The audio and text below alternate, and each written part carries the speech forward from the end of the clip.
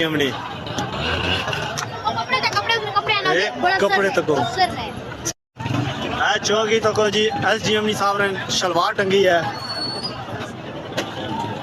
आज फौजियों की गाड़ियां भी इन्होंने वापस मोड़ दी हैं, मड़वा दी हैं, कहा नहीं आ सकते अंदर। ये पूरे पाकिस्तान का हाल होने जा रहा है सर। अच्छा, ये इसी पे अभी बात करते। ये डडियाल की एक तस्वीर है जनाब, इनके एसी की शलवार उतार कर उसकी फैंटी लगा के उन्होंने चौक में लटका दी। ये बाई तरफ ये उसकी शलवार लटक रही है एसी डडियाल की। कश्मीरियों ने इनको सब दिखाया है कि थोड़ी ऐसी की तैसी, ठीक है। वो उन्होंने बताया इनको कि तुम अगर हमारे साथ हमारे राइट्स के साथ खिलवाड़ करोगे तो हम हमारी औकात दिखाएंगे, और इनको इनकी औकात दिखा रहे हैं। पहली बात। दूसरी सच बोल रहा है।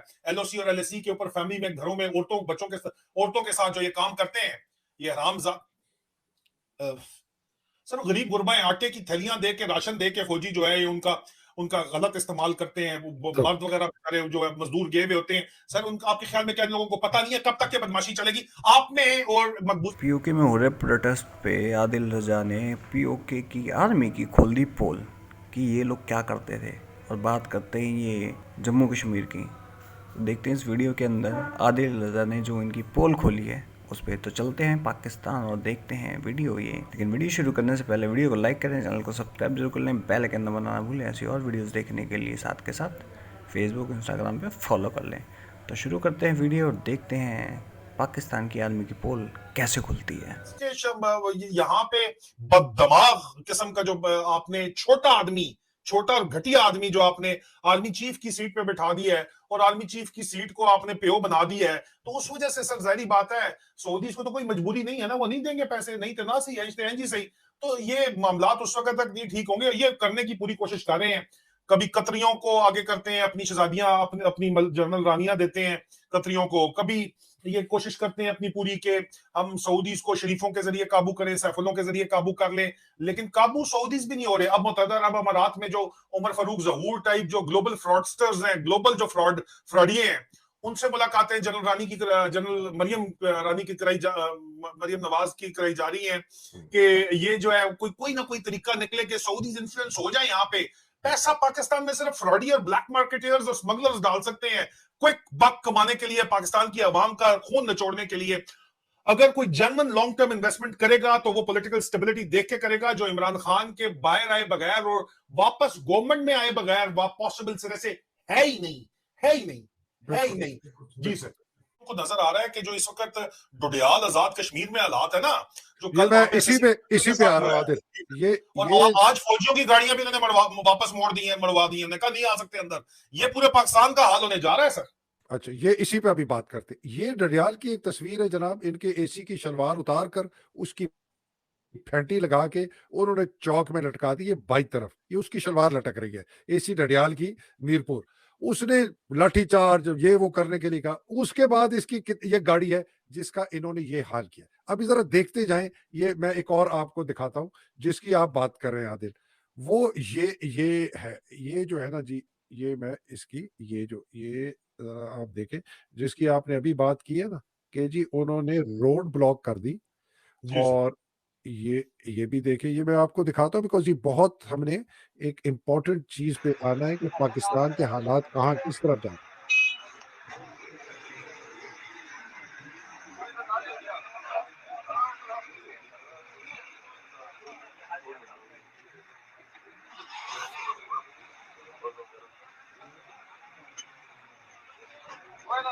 ये वो फौजी गाड़ी है, वो रिवर्स हो रही है, ये फौजी निकालने की कोशिश कर रही है। और अब ये एक ये है। इसके साथ मैं आपको एक और दिखाता हूं so we get the full measure कि ये पाकिस्तान के अंदर इस वक्त ये हालात किस नहज पर पहुंचने जा रहे हैं। ये चलिए, मैं वो एक वीडियो मैंने निकाली थी, वो इस वक्त मुझे मिल नहीं रही। आदिल, ये जो हो रहा है और डडियाल में तो बहुत सख्त है, और फायरिंग हुई है, आपको पता है घरों के अंदर से। वो फायरिंग की वीडियो थी, उसमें एक आदमी का जख्मी शायद नहीं हुआ, लेकिन पुलिस वाले गाड़ियों में भाग भाग के गए। ये 9 मई के बाद की जो प्रेस कॉन्फ्रेंस और PTI के जलसे जुलूस और जो बच्चे निकले हैं स्टूडेंट्स, उन्होंने जो नारे मारे हैं, ये जो हम बहुत खतरे की घंटी बजाते रहे हैं कि देखें अगर आप कब्जा नहीं करेंगे तो आपके हाथ से ये सारे मामलात निकल जाएंगे। एक दिन अगर किसी ने गोली चला दी किसी फौजी जीप के ऊपर, किसी फौजी जवान के ऊपर, किसी फौजी साइकिल वाले डीआर के वाला कोई चकलारा के बाहर जा रहा है, कोई एक पटाखा फाड़ दिया, कोई एक बम फाड़ दिया, मतलब ये समझ नहीं रहे हैं, ये समझ रहे हैं कि जी जब तक लोग जो है ना दबे हुए हैं ये कुछ नहीं करेंगे। तो आदिल, मैं I want your long term जरा थोड़ा देखें कि ये is this heading towards complete civil मतलब कि क्रैकडाउन है, डिसेंट है इनटू केओस? जी हाँ। सर ये पूरे मुल्क में लावा ये जो पक रहा है, ये तो 2 साल से आसिम मुनीर और उसकी फौजी जर्नैल ये पका रहे हैं। पहले बाजवा पका, इसने आग लगाई थी, और काम आसिम मुनीर जो है वो ये पका रहा है, पूरे मुल्क को पका रहा है। कश्मीर वाले जो हैं वो हम जिनको कहते थे, जिनको ताने देते थे कि यार ये लोग किसी काबिल नहीं है, वो जो है, और जीबी वाले तो हमेशा से हम कहते थे ना कि यार सख्त जान है ये वो, कश्मीरियों ने इनको सब दिखाया है कि थोड़ी ऐसी नहीं तैसी, ठीक है। वो उन्होंने बताया इनको कि तुम अगर हमारे साथ तो हमारे राइट्स के साथ खिलवाड़ करोगे तो हम हमारी औकात दिखाएंगे, और इनको इनकी औकात दिखा रहे हैं। पहली बात। दूसरी बात सर ये है कि पूरे मुल्क में अल्टीमेटली रिएक्शन तो यही होना है। कितने लोग पाकिस्तान से बाहर जा सकते थे जो दिल बर्दाश्त हो के 20 से 30 लाख निकल गए हैं। हैवी पैसे कितने लोगों जो है 1.5 करोड़ रुपए के वीजे लेके या 2.5 करोड़ रुपए के इन्वेस्टमेंट करके जो है वो पाकिस्तान से बाहर निकल सकते हैं। अब तो खैर 5-5 करोड़ रुपया कितना बंदा लगा सकता है। जो बैठा हुआ है सर अवाम, वो जिंदगी से इतना तंग आया हुआ है कि अल्टीमेटली जो है वो अल्टीमेटली ये जो लावा फटेगा ना सर, तो ये तो सिर्फ एक टीजर है, ट्रेलर है जो है वो कश्मीर के अंदर इस वक्त चल रहा है और गिलगित बल्तिस्तान में इससे पहले चला है। ये छोटे छोटे ट्रेलर हैं, ठीक है सर। असल अभी जो है ये फिल्म चलेगी जब पूरे मुल्क के अंदर, तो फिर आप देखें कि ये मामलात किस तरफ जाएंगे, और ये मामलात उसी तरफ जा रहे हैं सर। ये बिल्कुल वाज़ेह तौर पर इसके ऊपर मेरे ख्याल में सर एक सेपरेट प्रोग्राम होना चाहिए। हमें कश्मीर से भी जो है वो स्पेशलिस्ट यहाँ पे मंगवाने चाहिए जो इतनी हमें पूरे पाकिस्तान को बता सके कि क्या चीज खाई है कश्मीरियों ने, कि वो जो है ना बदमाशी जो है वो सिविल एडमिनिस्ट्रेशन की मानते हैं, ना फौज की बदमाशी मानते हैं। कश्मीर को तो आईएसआई चलाती थी हमेशा, एक मरी का जीओसी चलाता था बैठ के, ठीक है सर। वो पिछले दफा तो उन्होंने कश्मीरी खुद लगा दिया था, अभी इनको वो भी नहीं मिल रहा, अब जाली टाइप लगाए हुए इन्होंने। लेकिन अब यहाँ पे कश्मीरी कहते हैं थोड़ी ऐसी तैसी आओ तो सही जरा। पाकिस्तान पूरे का पानी कश्मीर से आ रहा है सर, आप सर इस तरह नहीं कर सकते जो आप करना चाह रहे हैं। आप अगर उसको रेगुलेट करना चाह रहे हैं कश्मीर को, तो कश्मीर की मर्जी के बगैर तो नहीं कर सकते आप। फिर मकबूजा कश्मीर में जो आप कहते हो इंडिया ने यूनियन टेरिटरी बना ली और आजाद कश्मीर में फर्क क्या रह जाता है, पहली बात। दूसरी बात ये है सर कि फिर भी ये जो मॉडल है रेजिस्टेंस का, ये कश्मीर में हमेशा से रहा है। कश्मीरी रेजिस्टेंस करते रहे, यही कश्मीरी फौज को माथे का झूमर बना के रखते थे, और यही कश्मीरी कश्मीरियों के साथ एलओसी या एलएसी के ऊपर जाके आटे की बोरियों पे जो मजदूर बेचारे गरीब गुरबाई रहते हैं ना एलओसी एलएसी के ऊपर, उनकी औरतों के ऊपर जो या के साथ जो यहाँ पे किया जाता है, अल्लाह माफ करे, अल्लाह मुझे माफ करे, फिर मैं बताऊंगा तो फिर आप कहेंगे कि यार ये क्या बोल रहा है। लेकिन मेरे कश्मीरी बहन भाइयों को पता है कि आदिल राजा सच बोल रहा है। एलओसी और एलएसी के ऊपर फैमिली में, घरों में औरतों के साथ जो ये काम करते हैं, ये हरामजाद सर गरीब गुरबाएं आटे की थैलियां दे के, राशन दे के फौजी जो है ये उनका गलत इस्तेमाल करते हैं। वो मर्द वगैरह जो है मजदूर गए हुए होते हैं सर, उनका आपके ख्याल में क्या लोगों को पता नहीं है कब तक ये बदमाशी चलेगी? आपने और मकबूजा कश्मीर में जो इंडियन आर्मी लगी है उसमें क्या फर्क है? फिर मुझे ये बता दे।